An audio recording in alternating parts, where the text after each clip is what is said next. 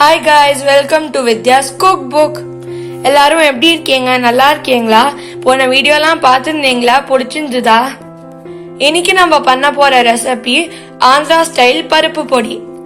இதை நம்ம ரைஸ்ல கீயோட போட்டு மிக்ஸ் பண்ணி சாப்பிட்டா சூப்பரா இருக்கும். வாங்க எப்படி பண்றதுன்னு பார்க்கலாம்.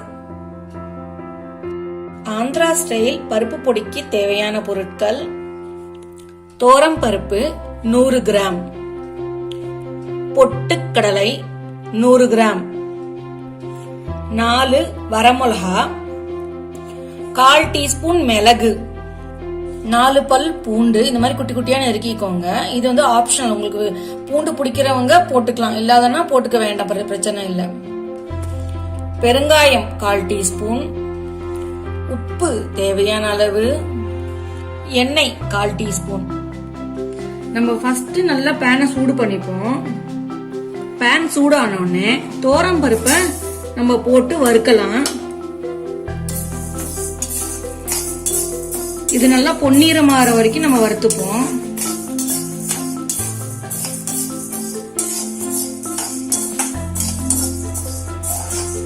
இங்க பாருங்க, நம்மளுக்கு நல்லா பொன்னிறம் ஆயிடுது. இதை எடுத்து நான் ஆற வைக்கிறேன்.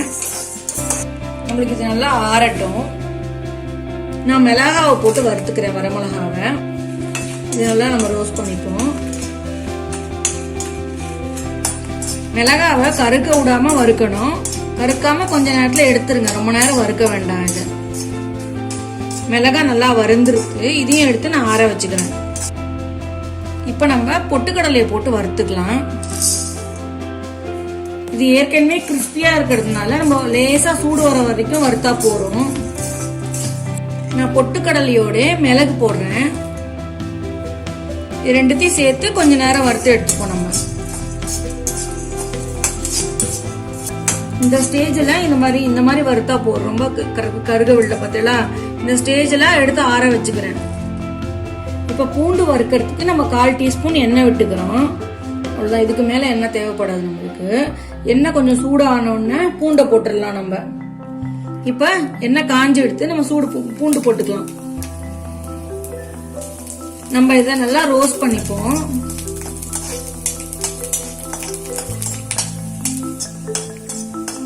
இது நம்மளுக்கு நல்லா ஃப்ரை ஆயிடுது. இதையும் நம்ம எடுத்து ஆற வச்சுக்கலாம். இங்க பாருங்க, நம்மளுக்கு எல்லாமே ஆறி எடுத்து இதை நம்ம மிக்சியில போட்டு அரைச்சிக்கலாம்.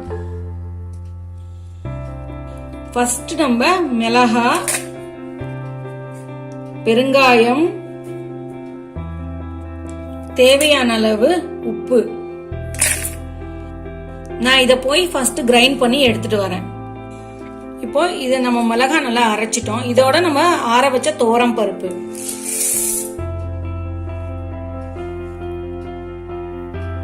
இதோட ஆற வச்ச பொட்டுக்கடலையும் போட போறோம். இப்போ நம்ம இதோட பூண்டையும் போட்டுக்கலாம். நான் இதெல்லாம் போய் அரைச்சி எடுத்துட்டு வரேன். இங்க பாருங்க, இது நல்லா அப்படி கலந்து விட்டுக்கோங்க. இங்க பாருங்க, நம்மளுக்கு சுவையான ருசியான பருப்பு பொரி ரெடி ஆயிடுது. நம்மளுக்கு பருப்பு பொரி ரெடி ஆயிடுது. இந்த பருப்பு பொடி உங்களுக்கு குருணை மாதிரி இருந்துச்சுன்னா சலிச்சுக்கோங்க. ஒரு தடவை சலிச்சு திருப்பி அரைச்சுட்டீங்கன்னா குருணை போயிடும். நான் சலிக்கல, என்னோட மிக்சி வந்து நல்லா அரைஞ்சிருச்சு, நான் சலிக்காம கொண்டு வந்திருக்கேன். தேங்க்யூ ஃப்ரெண்ட்ஸ், இந்த வீடியோ பார்த்ததுக்கு. லைக், ஷேர், அப்புறம் சப்ஸ்கிரைப் பண்ண மறந்துடாதீங்க. இந்த ரெசிபி உங்களுக்கு பிடிக்கும் நினைக்கிறேன். இதை நீங்களும் வீட்டில் ட்ரை பண்ணி பார்த்துட்டு கமெண்ட் பாக்ஸில் உங்களோட ஃபீட்பேக் கொடுங்க. தேங்க்யூ, பாய் பாய், ஸ்டே ஹோம், ஸ்டே சேஃப்.